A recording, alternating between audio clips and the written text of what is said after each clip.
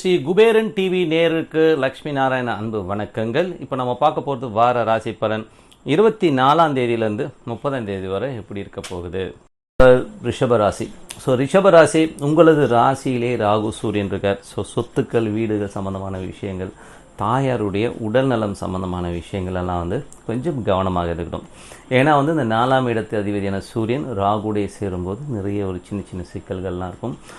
இப்போ பார்த்திங்கன்னா நடைமுறையிலே அந்த சூரியன் ராகுவை மீட் பண்ணுற ஒரு 4 நாட்கள் கவர்மெண்ட்டுக்கே ஒரு பெரிய சேலஞ்சஸ் இருக்கும். ஸோ நிர்வாகம் சார்ந்த விஷயங்கள், உங்களது மேனேஜ்மெண்ட்டு எல்லா விஷயத்துலையுமே ஒரு பெரிய ஒரு நெருக்கடிகள் உருவாக கண்டிப்பாக பார்க்க முடியும். ஸோ அதனால் இன்றைக்கி ஒரு 15 டிகிரியில் போகும்போது அந்த மாதிரி விஷயங்கள் நடந்தால் கண்டிப்பாக இந்த 1ஆம் தேதி, 2ஆம் தேதி, 3ஆம் தேதி, 4ஆம் தேதி வாக்கில் பார்த்திங்கன்னா கொஞ்சம் நெருக்கடிகள், கவர்மெண்ட்டுக்கு நிறைய விஷயங்கள் நெருக்கடிகளை கண்டிப்பாக சந்திக்கும். ஸோ அதை நம்ம மறுக்க முடியாது. ஏன்னா அந்த சூரியன் ராகுங்கிறது சென்ட்ரல் கவர்மெண்ட்டாக இருந்தாலும் சரி, ஸ்டேட் கவர்மெண்ட்டாக இருந்தாலும் சரி, பொருளாதாரத்தில் ஒரு பெரிய பின்னடைவை கொடுத்து ஒரு ஷேக் பண்ணுறதுக்கான வாய்ப்புகள் இருக்குது. ஸோ அதை நம்ம மறுக்கிறதுக்கே இல்லை. என்னங்க இப்படிலாம் சொல்கிறீங்க அப்படின்னா, அதே மாதிரி நீங்களும் அந்த காலகட்டத்தில் வீடு, தாயார் சம்மந்தமான விஷயங்களை கவனமாக இருந்தது ரொம்ப நல்லது. 2ஆம் இடத்துல பார்த்திங்கன்னா செவ்வாய் இருக்கார். ஸோ 12ஆம் அதிபதி 2ல் இருந்து குடும்பத்திற்காக நிறைய செலவு பண்ணுறது, இந்த மாதிரி விஷயங்கள்லாம் கண்டிப்பாக நடக்கும். ஸோ குடும்பத்துக்காக செலவு பண்ணுறது, சுக்கிரன் புதன் ஒரே இடத்துல இருக்கிறது. ஸோ பொருளாதாரம் ஃபேமிலி ஓரளவுக்கு சப்போர்ட் பண்ணுங்கள்.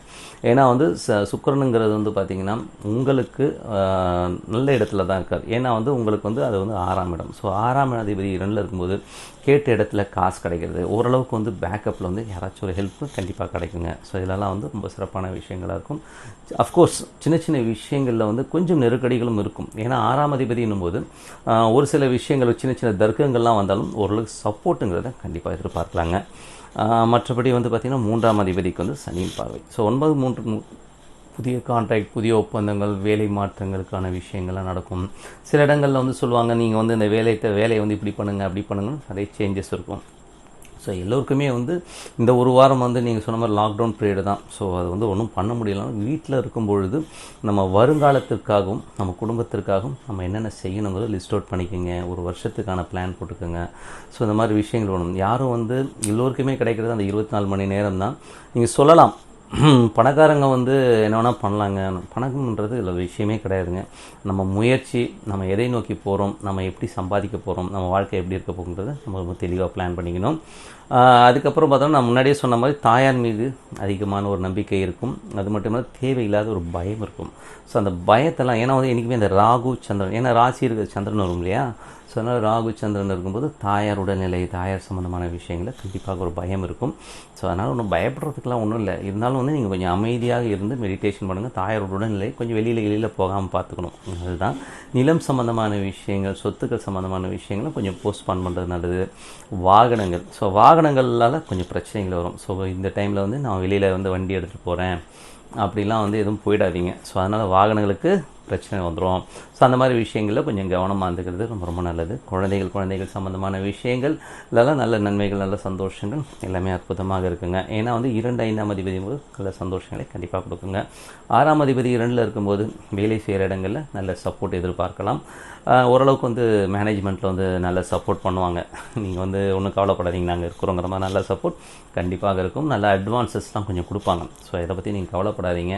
அப்படி இல்லைனாலும் வேறு விதமாக உங்களுக்கு கண்டிப்பாக ஹெல்ப் இருக்குங்க. ஸோ 7ல் உள்ள கேது இப்போ சனி சாரத்தை போகிறார். ஸோ முதல்ல குழந்தைகளால் ஒரு சின்ன சின்ன விஷயங்களில் கருத்து வேறுபாடுகள், பிரச்சனைகள்லாம் இருந்தது குடும்பத்தில். ஸோ அதெல்லாம் விலகிடும். ஸோ 22ஆம் தேதிக்கு மேலே சனி வக்கரமாகி அது ஒரு நல்ல விஷயம். ஸோ சனி வக்கரமாக கேதுவும் பார்த்திங்கன்னா சனியுடைய நட்சத்திரத்தில் போகுது. அப்போ என்ன ஆகும் அப்படின்னு 9 மற்றும் 10ஆம் அதிபதி. ஸோ 9 மற்றும் 10ஆம் அதிபதியுடைய சாரத்தில் போகும்போது தொழில் சார்ந்த விஷயங்களில் கொஞ்சம் கவனமாக இருக்கணும். ஸோ ஒன்றும் பெரிய பாதிப்புகள் வரவே வராது. காரணம் என்னென்னா 9ஆம் அதிபதி வக்கரத்தில் போகிறார். ஸோ தந்தை கொஞ்சம் பிடிவாதமாக இருப்பார். அது தந்தை சம்மந்தமான விஷயங்கள் கொஞ்சம் பிடிவாதம் இருக்கும். ஒன்றும் பெரிய ப்ராப்ளம் வர்றதுக்கான வாய்ப்பு இல்லை. இது நாள் பார்த்திங்கன்னா கணவன் மனைவி உறவில் கூட பார்த்திங்கன்னா கேது இருக்கும்போது சின்ன சின்ன பிரச்சனைகள் வந்தால் இப்போ தந்தையார், மாமனார் சம்மந்தமான விஷயங்களை கொஞ்சம் கவனமாக இருந்துக்கிறது. அவங்க ஏதாச்சும் கொடுத்தி போட்டு போனால் உண்டு. ஸோ அந்த மாதிரி விஷயங்களை கொஞ்சம் பார்த்து நடந்துக்கணுங்க. மற்றபடி 8ஆம் அதிபதி குரு. ஸோ 8ஆம் அதிபதி குரு 10ல் இருக்கனால தொழில் சம்மந்தமான விஷயங்களை ரொம்ப கவனமாக இருக்கணும். ஸோ அதில் ஆல்ரெடி நிறைய பேர் இந்த பாதிப்புகளில் இருக்கும். ஸோ எல்லோருக்குமே ஃபேஸ் பண்ணிகிட்டு இருக்க விஷயம் தான். பட் இருந்தாலும் பாதிப்பில் இருக்கிறோம்னு சொல்லிட்டு ஓரமாக உட்காந்து அழாமல் அடுத்தது என்ன பண்ணலாம், கொஞ்சம் வேகமாக உழைக்கணும், நிறைய உழைக்கணும், எப்படி உழைச்சி எப்படி பணம் சம்பாதிக்கிறதுங்கிற விஷயத்தை கண்டிப்பாக வந்து நம்ம பார்த்துக்கணும். மற்றபடி வந்து பார்த்தோம்னா உங்களுக்கு 11ஆம் அதிபதி 10ல் இருக்கனால தொழில் சார்ந்த விஷயங்களில் கொஞ்சம் வந்து வர பணம்லாம் வந்து திருப்பி ஒரு கையில் காசு நிற்கலை அப்படிங்கிற ஒரு விஷயங்கள் தான் இருக்கும். ஸோ அதனால் ஒன்றும் பெரிய விஷயம் கிடையாது. நல்ல விஷயங்கள் நல்ல மாற்றங்கள்லாம் வரும். ஸோ கொஞ்சம் வந்து பொறுமையாக இருங்க.